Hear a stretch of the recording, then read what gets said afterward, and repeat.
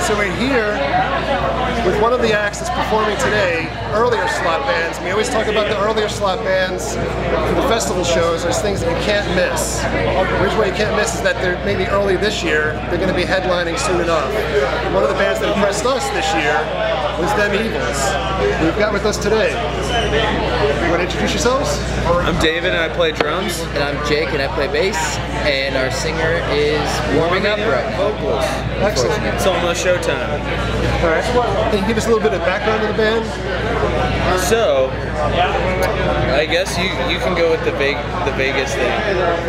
Long story short, our singer and I grew up in Vegas together, and we just started a band. We were vibing in Vegas, picked up everything, moved to California, met him out there, and just kind of had the ball rolling ever since.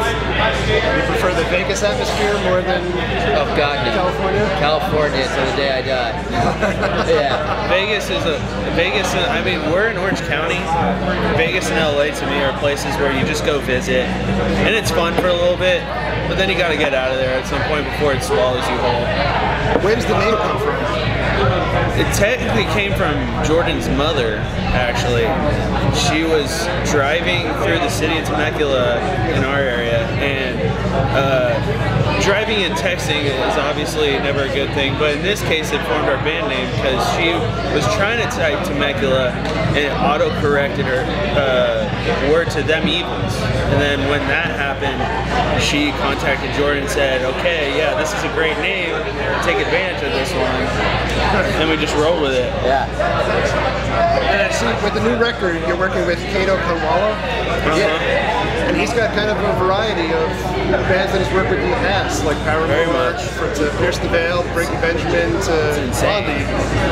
How do you hook up with him? And he caught us at one of our first shows, really. We did our buddies had just got signed to Century Media in the band Painted Wives, and so we opened up that show, direct support, and both Shane and Guns and Kato were there, and they just dug it and decided, oh yeah, we want these guys, we want to help them out and push them to the next step, you know?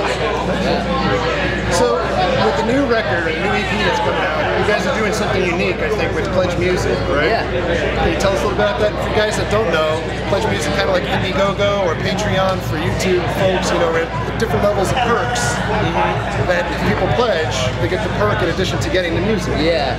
I personally, we decided to go with Pledge Music because like it does have a donation option, but we like it because it's not like give me your money. Crowdfunding and like Indiegogo things are strictly just donation based and that's it. What we liked is it creates like a little more of an experience for everyone, so they feel like they're a part of the actual process of releasing the album. You know, it's not just like, hey, give us some money for our music. It's like, hey, you can, you know, be an actual part of the whole process. And I think for me as a fan of music, I would capitalize on that for bigger bands as well. So. You know, it's interesting perks on there too, like sitting at the soundboard or... Yeah, we felt like, I mean, we've known people that have also done Pledge Music and kind of did a little research before going into it and try to think of what ways can we mix it up a little. Yeah, and also pick things that we would enjoy to do with some of the bands that we like, you know? Yeah, I think it's a great idea. So I guess that, you know, the question that probably everybody asks is that there's, you know, your style of music is very much like rooted in like, I think like 60s, 70s kind of like groove type stuff. It seems to be this thing, we're seeing this resurgence now with bands like Greta Van Fleet, Joyous Wolf, Monster Truck, you know, these bands that are like really groove. I mean, I dig it. Yeah. You know, and I think there's a big audience out there that is buying into it, but it seems like, you know, we had a bunch of bands like commercially that were going this way, you guys are going that way and kind of staying true to like rock and roll roots. Yeah. How do you guys get to that vibe? Because you're a little bit younger. It's kind of just what we all grew up on, you know. We all kind of grew up on it and then just like mantled into different types of genres and stuff and dove into different types of music. But for the most part, like the rock and roll like roots have just always been there. So when the three of us got together to jam, it's just kind of what came naturally, you know? We weren't like forcing it or trying to be a certain way. It's just kind of what happened. Yeah, because I mean, we can listen to some wacky stuff that doesn't fit the kind of music we play at all, but it all comes down to rock and roll. Yeah, exactly. So, having said that, who's on your Mount Rushmore of music? I bet I could name yours. What, Queens of Stone Age? Yours would be like Josh Homme, Dave Grohl, Marilyn Manson, Rob Zombie, Trent Reznor. Yeah, that would be yours. And you? I didn't even have to talk. I know, I knew it. I gotta guess his. Yeah, guess mine. Toto, Hall & Oates. No. I love Hall & Oates, but no. What? They're not like that up there for me. I do love Hall & Oates. Oh, Black Sabbath. Daryl Hall or John Oates? Daryl. He does. Have you ever seen the Live from Daryl's House sessions that he does? They're great. Amazing. The one with Minus the Bear was so sick. Yeah. I like the Butch Walker one. Yeah. The Sammy one was great. Yeah, they're great. Man. But I will say, Every Time I Die. Mine would be like Every Time I Die, Cliff Burton from Metallica, Alex Turner from the Arctic Monkeys. There's too much going on up there. It's funny that you mentioned Arctic Monkeys too, because I don't think there's enough of that. Like, oh yeah, dude, that's my favorite band of all time. Yeah, all time. Fantastic. And they're being the biggest teasers in the world right now. Yeah. With their new stuff. It's great though. It's about time. Yeah. So you guys, you've played a bunch of big festivals before. You're playing smaller shows too. What's your preference? Do you prefer to go out to a crowd that hasn't heard you yet to win them over, or do you like the more intimate setting? I like the challenge of gaining the new people that have never Yeah, I think it all depends on the people in the crowd. When people I love the really high energy, energetic sets, and that tends to be more of the festival crowd. Everyone comes prepared to like kind of have a good time and get rowdy. Whereas some club shows you can catch people just like, you know, kind of snoozing at the shows occasionally, which is fine, but I feel like if it would be like a festival type crowd in a small, more intimate setting, I'd be all about it. Like jam 100 people into a 50-person venue, and that would be my ideal show. So when the set wraps today, when you're done with your media and all that good stuff, who are you looking forward to seeing? Well, I gotta say we will be here for quite some time. As much as we're looking forward to see people, Ozzy, I mean, I think Ozzy's all we'll have time for. Maybe Godsmack there today. I want to see Power Trip. Yeah. Power Trip's rad.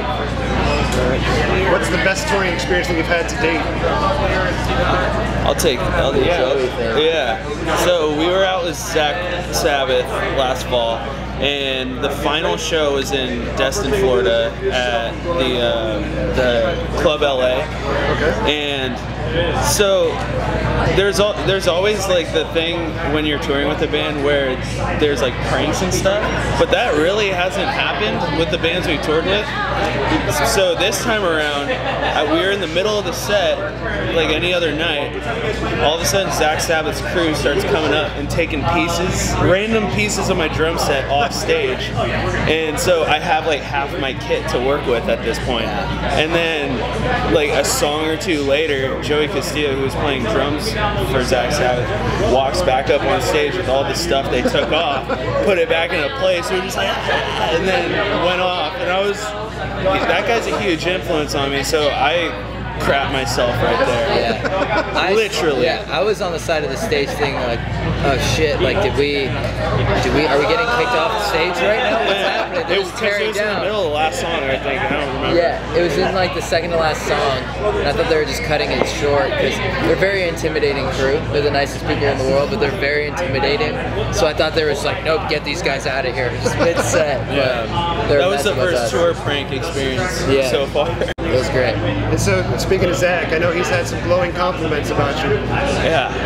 It's we didn't expect that. We didn't know about it or anything. So we all woke up surprised like the rest of the world was.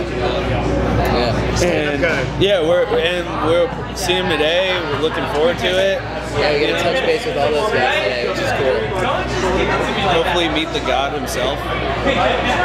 I don't know what I would say. What do you say to an Ozzy? I have your band name tattooed on my leg. Dude. That he does. Yeah.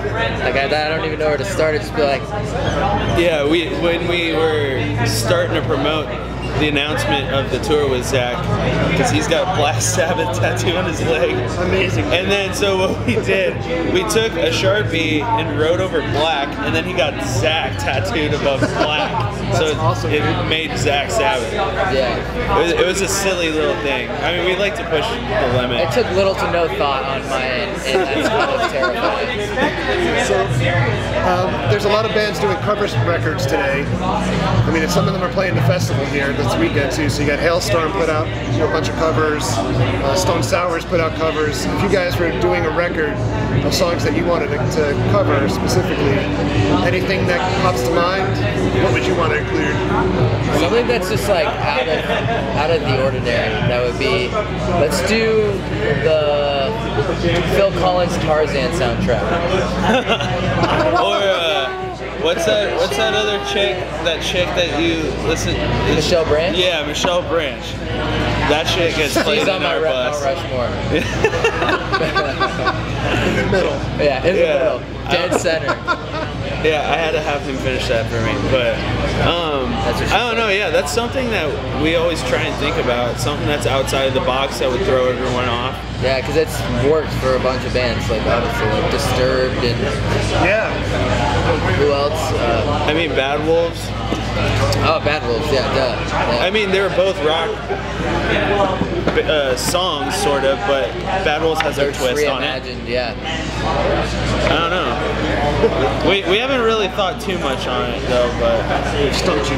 yeah, you stumped me. I can't think of a song off the top of my Set on head. the stage and look out and say like, oh my God, there's that dude that Yeah. threw me off. Yeah, normally we don't get stumped on something like that. Where do you- Congrats. Where do you guys go from here? Like, what's the ultimate goal? Take over the world. Take Ozzy's place. Take Ozzy's place. Not take his place, but If it's handed to us. 40 years from from Ozzy. yeah. I'm expecting a torch. Yeah. Would both of you be Ozzy or would it be one Ozzy, one Zach? Say that again? Would both of you end up being Ozzy?